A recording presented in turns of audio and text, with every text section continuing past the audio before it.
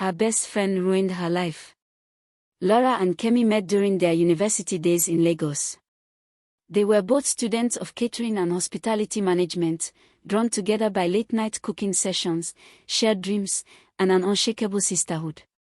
They were inseparable, studying together, cooking side by side, whispering about the restaurant they would one day own. But though they shared the same dream, they couldn't have been more different. Lara was quiet and deeply passionate about cooking. She had the kind of gift that couldn't be taught, a rare intuition for flavor. Every meal she made had a story. She cooked not for praise, but for peace.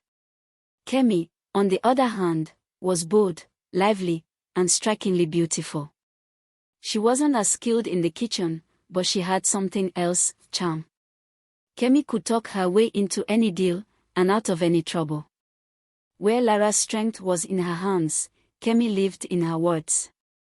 After graduation, both women found themselves jobless, wandering through the chaos of Lagos, where dreams often drowned before they had a chance to float.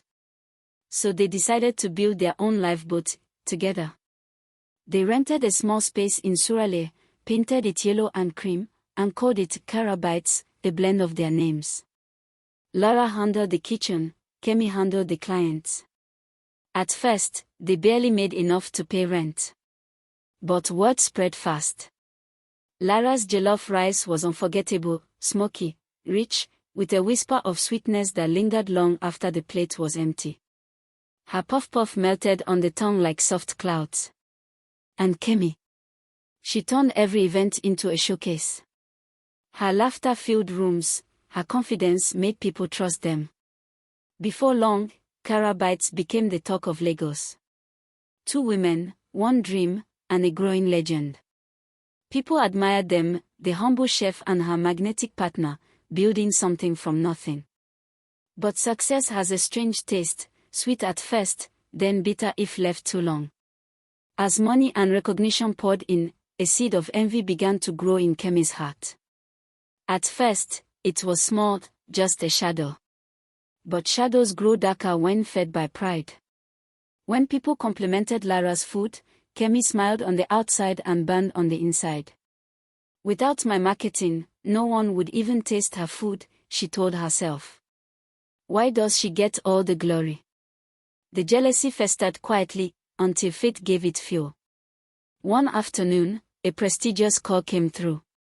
The governor's office wanted Lara Bites to cater a banquet for foreign dignitaries, the biggest event of the year. It was their dream come true. Lara threw herself into preparation, testing recipes, sourcing ingredients from across Nigeria. She worked until dawn, perfecting every flavor. Suyo skewers marinated in pepper and honey. Palm nut soup thick and fragrant. Honey glazed chicken that shimmered like gold under the kitchen lights.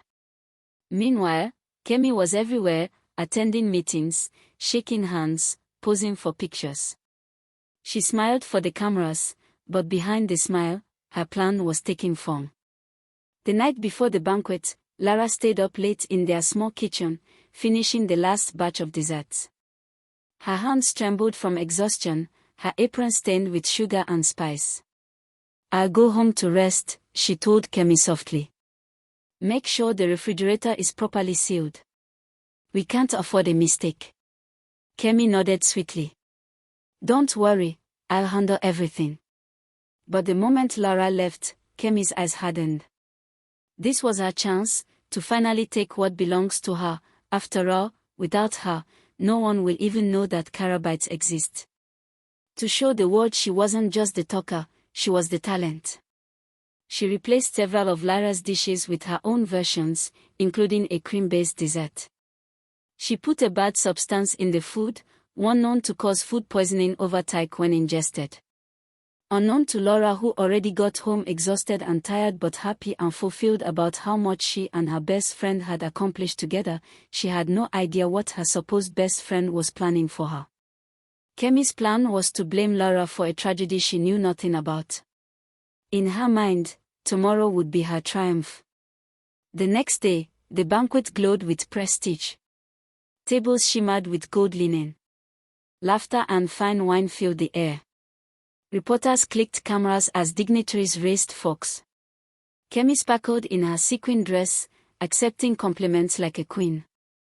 Lara, exhausted but proud, stayed in the background, happy to let the food speak for her. Then, it happened. A cough. A gasp. A plate dropped. People coughing blood. Within minutes, chaos spread like wildfire. Guests were vomiting, clutching their stomachs. Screams, confusion, panic. Ambulances wailed through the night. And by morning, headlines screamed across every screen. Food poisoning at governor's banquet, caterers under investigation. When the reporters arrived, Kemi was already sobbing in front of the cameras. "I told Lara to double-check the ingredients," she cried. She handled the kitchen. "I never imagined she could be so careless." Within days, Lara's name was dragged through the mud. Her license was suspended. Clients cancelled contracts. Even neighbors crossed the street to avoid her. Eventually, Lara was arrested and charged with attempted murder. She was accused of deliberately poisoning high-ranking officials. Evidence, all planted by Kemi, pointed at her. Old messages, ingredient receipts, and Kemi's false testimony sealed her fate. In court, Kemi took the stand, tears rolling down her cheeks, and testified against Lara, swearing she had warned her about the spoiled cream. Lara watched in disbelief as the one person she loved like a sister destroyed her with a single lie. She was sentenced to 4 years in prison. Prison changed Lara. The walls were cold. The days long. But in the silence of her cell, she found something she hadn't had in years: time to think. Time to feel. Time to remember. She realized she had spent her life cooking for others, trying to prove herself, never stopping to see who she was feeding. So she decided that when she ever got out, she would start over, quietly, but stronger. And she did. For years later, when Lara walked out of prison, the world she once knew was gone. Her name was still stained by scandal. Friends avoided her. And when she finally returned to the old restaurant in Suralere, she froze. The sign above the door read, "Kemi's Delights." The business was thriving. Kemi was now a celebrity chef, appearing on TV, smiling in magazines, living the dream they once shared. Lara stood outside, staring at the place they built together, the sound of laughter spilling from inside. Her heart didn't ache anymore, it burned.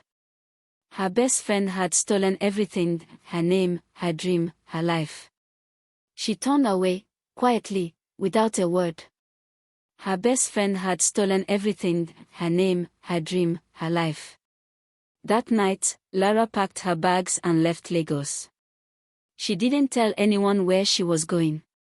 She simply vanished. 5 years passed. At the annual National Food Fair in Abuja, hundreds of chefs showcased their creations. But one stall stood out: simple, elegant, wrapped in gold fabric. The sign read, "Lara's Haven." The air around it carried the scent of caramel, honey, and herbs. Her dessert, Sweet Ember, became the talk of the fair. It was unlike anything anyone had tasted before: soft, sweet, and strangely soothing. Lara had spent the past years in a remote village, studying herbal gastronomy, learning how nature could flavor, heal, and, sometimes, destroy. Her pain had become her purpose. That afternoon, a familiar voice called her name. "Lara." She turned. Kemi stood there, older, worn out, but still carrying the ghost of her old beauty. Her restaurant had fallen apart after financial scandals and poor reviews. She was desperate, and jealous all over again. Well, Kemi said, forcing a smile. "The phoenix rises. I've missed you, old friend." Lara smiled faintly. "Welcome to Lara's Haven. Would you like to try our signature honey dessert?" Kemi laughed softly. "Why not? Let's see what prison taught you." Lara served her a golden pudding, glistening, warm, and hypnotic. Kemi took a bite. Her eyes lit up. This is divine. What's in it? Lara smiled gently. Just honey, and a rare herb. It enhances sweetness and purifies the soul. Kemi's hand froze. The taste triggered a memory, the cream, the herb she used that night. Her lips trembled. You knew, she whispered. Lara leaned in, calm and steady. I didn't know then, she said softly. But I learned later. The herb isn't dangerous, unless you've used it wrongly before. Kemi's eyes widened in panic. Her throat tightened. Her breathing turned shallow. Lara, what did you do? She gasped. Lara's voice was quiet, almost tender. I didn't do anything you didn't teach me. Confess the truth to everyone, and I'll give you the antidote. Kemi collapsed, trembling, her words spilling out between breaths. She confessed everything, the switch, the lies, the trial, the betrayal. The crowd watched in stunned silence. By evening, the headlines read: Chef Kemi confesses to governor's banquet poisoning, innocent partner vindicated after 9 years. Lara didn't celebrate. She didn't smile. When a journalist asked her about Kemi, she simply said, she was my best friend once. But sometimes, even honey hides poison. And poison always finds its way home. Her dessert was renamed Justice Honey.